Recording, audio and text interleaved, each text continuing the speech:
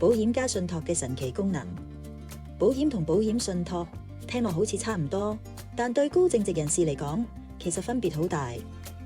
保險係保障同財富放大嘅工具，能夠喺指定時間俾受益人一筆資金，確保家人生活無憂。而保險信託就係將保險嘅賠償金交俾信託管理，按設定嘅規則分配，避免資金一次過俾晒指定受益人。舉個例，假設你有一張1000萬美元嘅保單，直接受益人係子女，理賠之後佢哋可以直接攞到呢筆錢。但如果佢哋冇乜理財經驗，可能短時間內就使晒，甚至俾第三方債權人追債。但如果呢張保單係放喺保險信託入面，賠償金就會由受託人管理，按你設定嘅規則逐步發放，確保子女長期受益，同時規避債務同婚姻財產風險。所以保險解決嘅係財富倍大，而保險信託就係財富安全傳承。如果你希望財富代代相傳，合理利用保險信託先至係智慧嘅做法。